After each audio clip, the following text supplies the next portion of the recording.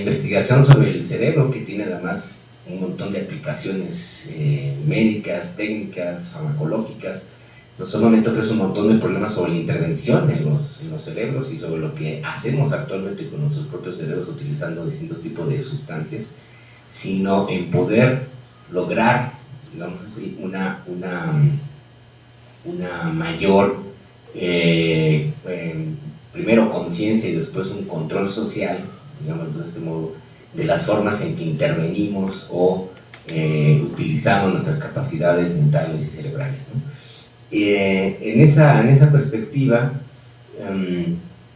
sin duda la bioética se ha caracterizado estos años por su carácter controversial, su carácter multidisciplinario, su carácter complejo, polémico sin duda, que se han expresado agudas controversias de orden político, de orden sociocultural, de orden filosófico y también científico, y eso seguirá siéndolo. Ese es el gran desafío para poder democratizar a las sociedades. Yo actualmente pienso no puede darse la bioética si no es en el contexto de una sociedad democrática que pueda debatir pública y libremente, y al revés, no habrá ninguna democracia consolidada si no tiene una verdadera discusión bioética, porque la bioética se refiere a los aspectos más fundamentales de la existencia: la vida y la muerte, la reproducción, la naturaleza, nuestra existencia como seres vivos.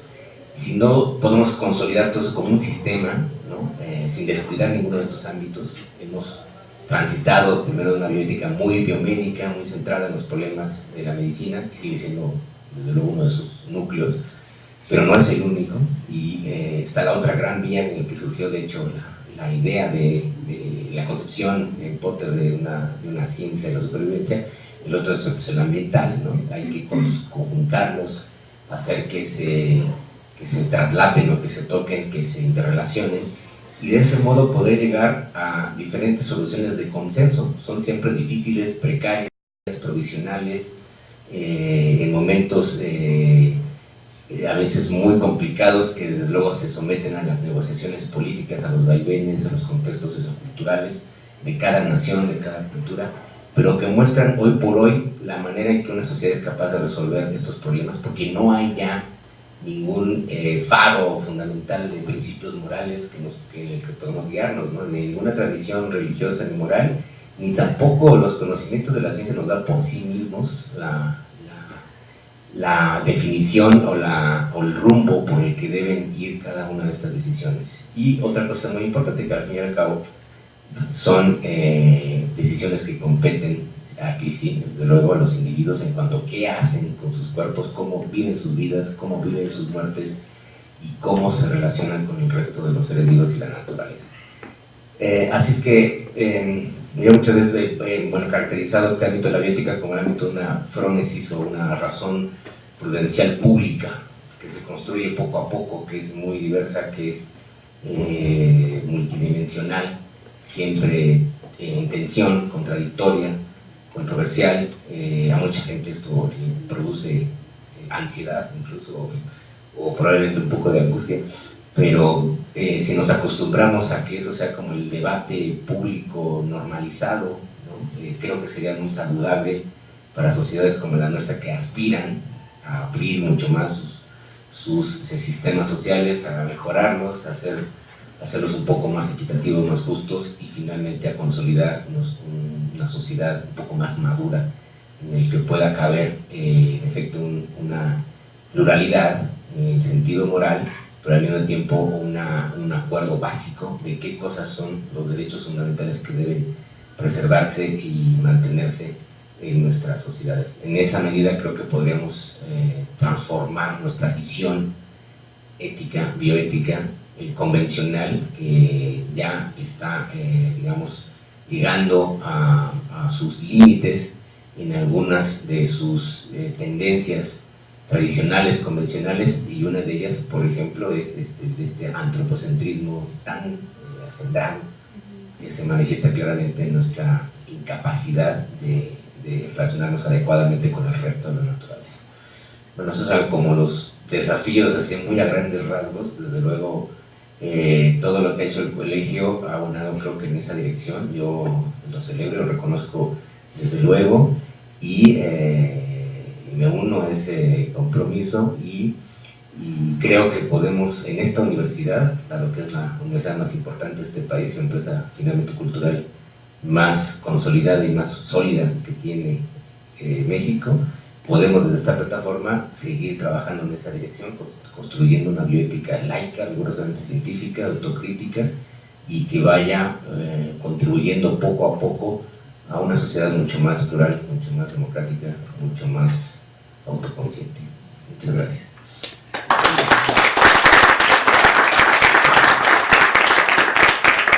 Ren, por favor. Bueno, a mí me toca de último, lo cual no deja de ser una buena noticia. Tanto porque es lo último, como mi tendencia a la brevedad.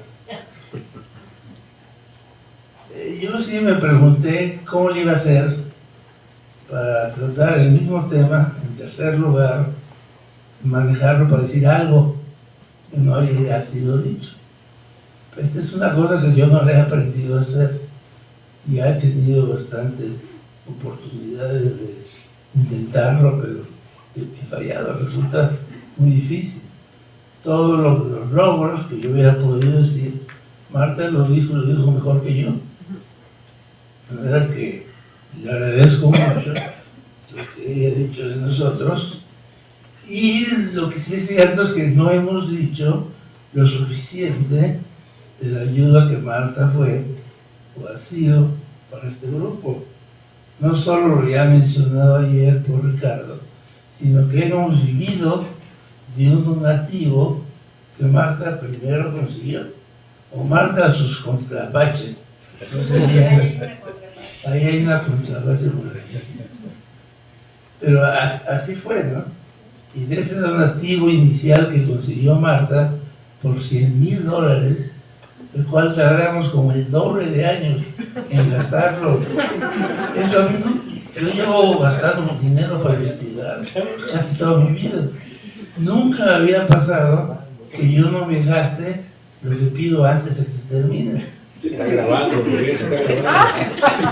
Está grabando. Bueno, pero existen modos de... Se puede editar. Existen modos de editar las cosas. Entonces, Marta consiguió eso. Y el único mérito que tuvimos, Marta, fue que lo hicimos bien. Muy bien. Porque por eso... Muy bien, subrayado. Porque por eso se repitió el donativo ya en 2 o 3 ocasiones. Pero originalmente, ¿quién consiguió el dinero? Fue Marta. En relación a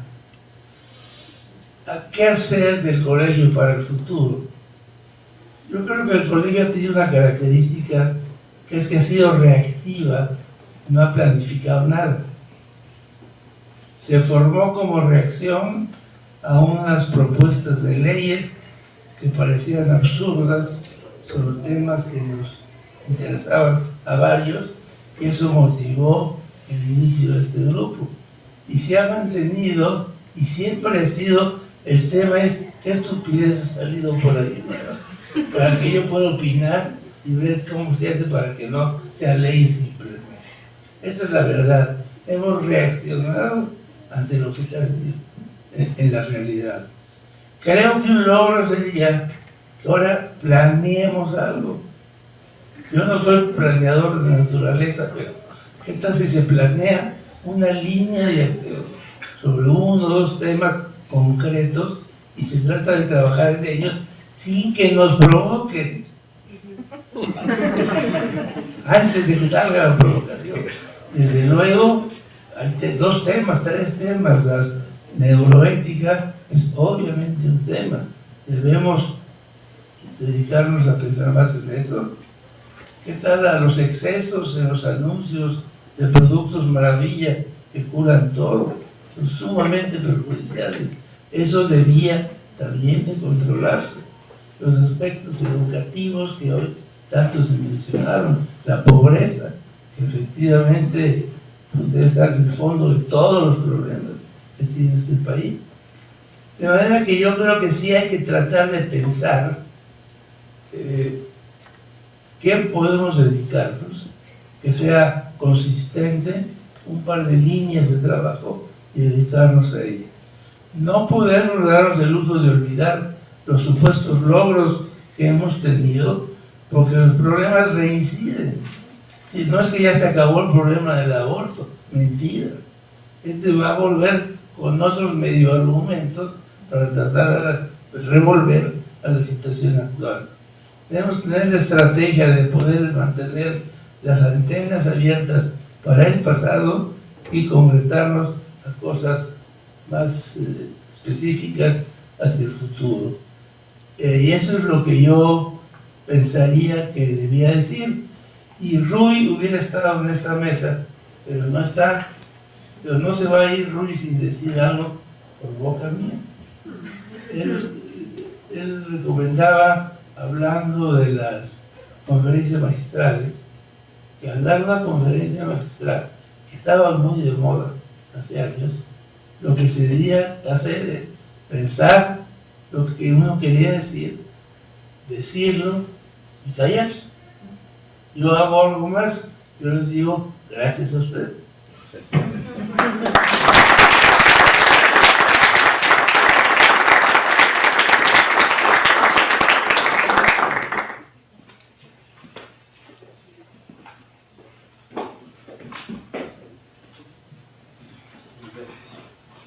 Bueno, podemos abrir una discusión general sobre todo lo que en este simposio hemos platicado. Y a mí me gustaría empezar señalando, como es mi costumbre, un poco llevando la contra. Tú, Rubén, preguntabas algo de algo optimista. Sí. Pues yo sí creo que hay ciertas razones para no ser tan pesimista. Yo creo que sí ha habido logros, bueno, Marta mencionó algunos. Simplemente el hecho de la despenalización del aborto en el Distrito Federal, yo creo que es algo que hace muy pocos años no se podía prever y que se logró. El colegio también participó en sus inicios cuando la creación del Instituto de Medicina Genómica. Tuvimos fuertes discusiones con el doctor Guillermo Soberón, porque en la creación del instituto se estaba señalando que de ninguna manera iba el instituto a poder hacer ningún tipo de investigación con células embrionarias. Y ahí participamos en la Cámara de Diputados, en la Cámara de Senadores, y se logró que se quitara esa frase de los estatutos o reglamentos o lo que haya sido del Instituto de Medicina Genómica. El hecho de que ahora se pueda criticar mucho más abiertamente a los políticos, el hecho de que muchos políticos, no todos desgraciadamente, sí se están acercando más a las academias, inclusive desde la Suprema Corte de Justicia, ahora hay más cercanía, tratando de buscar opiniones sobre las legislaciones. Pues yo creo que estos sí son logros. Y en cuanto a la salud, pues sí, bueno, las cifras que nos dio Ciro Murayama de educación y de salud, pues sí son terribles. Pero pues por otro lado, pues yo no veo mal que se haya construido un edificio más para el G.A. González. A final de cuentas va a haber una posibilidad de que la gente se atienda en hospitales públicos, ¿no? Entonces, yo creo que sí, todos estos sí son progresos. La vacunación, pues yo no sé si de veras esta es universal. Arnoldo dice que la salud universal seguramente no, efectivamente no es cierto. Pero tampoco podemos hacer de lado lo que sí se ha logrado, ¿no? La esperanza de vida, a menos que los datos no sean ciertos, señalan pues que sí ha aumentado tremendamente. La eliminación de ciertas enfermedades que ya se mencionó aquí, también ha ocurrido en México, y el hecho de poder discutir abiertamente cosas de la laicidad, pues yo creo que esto sí son cosas positivas, ¿no? Y pues sí, el chiste es tratar de seguir tratando de seguir pues peleando por tener voz y por poder acercarse a quienes deciden las cosas, a los legisladores. En cuanto a la ciencia, ahora que trabajamos mucho, un grupo de personas encabezadas por el rector Narro, para hacer la agenda de ciencia, tecnología e innovación, pues se reunió un grupo inclusive de empresarios, universidades y academias, y se logró presentar esto, y aparentemente está teniendo repercusiones importantes para ciertas decisiones sobre el progreso de la ciencia. Si vemos los que hemos estado allá un buen rato en el área de la ciencia y la educación, pues yo también he llegado con todos los problemas que tenemos, pues sí hemos tenido progresos también, ¿no? Nada más hay que ver el número de investigadores en el Sistema Nacional de Investigadores, cómo ha crecido, el número de publicaciones, la investigación que se hace sobre todo en esta universidad, pero no solamente en esta universidad, sino en las universidades estatales.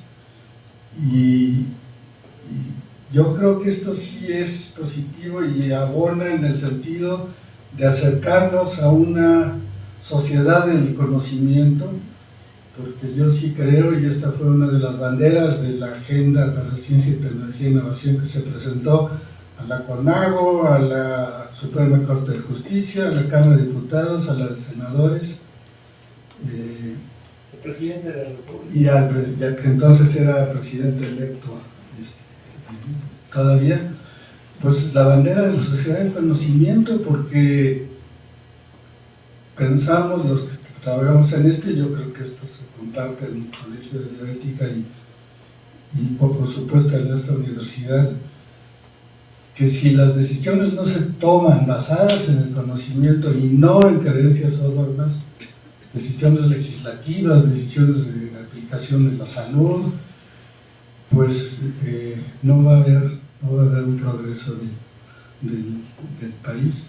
Y yo creo que esto ha sido razonablemente recibido, y esto a mí me alienta también bastante para seguir con esto. En este sentido, yo sí creo que el conocimiento sí debe perseguirse por sí mismo, porque los beneficios o maleficios del conocimiento pues ya no le tocan a los científicos, o sí les tocan pues, como parte de asesorías y manifestación de las ideas de cómo desglosarse. Pero el hecho de que haya algunos efectos, inclusive de la biotecnología, que puedan ser mal usados o que no sean tan positivos, no debe ser una razón para limitar o para criticar al avance del conocimiento científico, sino al contrario. Yo creo que el conocimiento debe siempre seguir. Yo pienso que la ciencia en sí misma, la investigación científica, es amoral. No es ni moral ni inmoral, es amoral, porque lo único que trata de conseguir es conocer cómo funciona la naturaleza lo mejor posible, con la enorme virtud de que se autocorrige siempre. No hay un científico, nunca dice que tiene la verdad absoluta. Quien sostenga eso pues será el peor científico, yo creo, ¿no? En cambio, los dogmáticos pues ahí sí están convencidos de que tienen la verdad absoluta, y por eso es tan difícil una discusión entre un científico y un dogmático. Entonces yo creo que todos estos son retos, y yo creo que Jorge tiene toda la razón en tratar de que la laicidad sea uno de los objetivos generales muy importantes del colegio, ¿no? Por favor, Rodolfo. Bueno, yo quiero congratularme con todos y por los logros que se han tenido, pero hay una cosa que también hay que entender. A ver, somos una asociación civil, y como asociación civil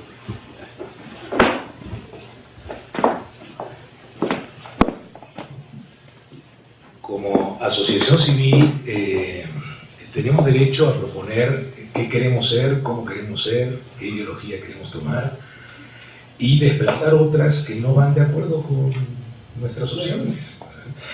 Entonces, si hemos dicho que este es un colegio de bioética liberal, pues esto nos compromete con una línea. Laica, dice. Si es laica, nos compromete con otra línea. Si es racional, nos compromete con una línea. En fin, quizás la UNAM tenga que estar muy preocupada por buscar el pluralismo en todo sentido ideológico. Una asociación civil no. Y nosotros optamos por esto y nos hemos comprometido con esto. Yo, la verdad que en ese aspecto me parece que el contrapeso que hemos podido hacer, como ya lo señalaba Marta, ha sido muy beneficioso. Este me parece que es un gran logro, realmente. Y yo quiero rescatar otra cosa también, que no somos activistas los que formamos parte del colegio. Yo no me siento activista, no tengo esas grandes cualidades que tienen los activistas. Y recuerdo que un día en la casa de Marta, creo que en la casa de Marta, Asunción dijo que sería bueno que nos juntáramos para tener un seminario guajiro, le llamó ella, ¿no?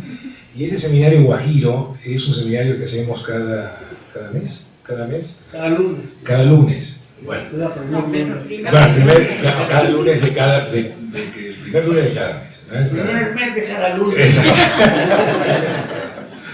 Y la verdad, en lo personal, trato de arreglar todos mis asuntos para asistir a este seminario, porque lo que he aprendido de todos mis colegas allí, más allá de que esto se traduzca en una política pública o en un activismo social, lo llevo a mi salón de clase, lo llevo a las discusiones con mis alumnos, lo llevo a mis escritos, en fin, hay como una bondad interna del hecho de sentirnos colegiadamente con un propósito. Y me parece que este es un aspecto importante, porque puede ser que a veces no nos resulten mucho las políticas públicas y puede haber cierto, no sé, desgano, pero estamos teniendo logros también en este aspecto colegiado que me parecen sumamente importantes. Y gracias a Asunción por haber propuesto el seminario, porque la verdad es que es ahí donde me parece que hemos aprendido, yo al menos he aprendido una barbaridad de todos mis colegas. Francisco. Bueno, yo como externo, cuando te invitan a cenar a casa de alguien y la cena es muy buena, tienes que agradecer la invitación, por supuesto, la calidad de los alimentos y la compañía. Tal vez no en ese orden las cosas. Yo siempre a mis alumnos, sobre todo, y a mis colegas, les digo que tenemos un país de primer mundo metido en este país. Ese país de primer mundo es muy chiquito. Está aquí, está en la universidad, no es toda la universidad. Bueno, tenemos hasta políticos de primer mundo. Con eso les digo todo. O sea, sí hay ese país, pero es muy pequeño, tiene un peso específico chiquitito.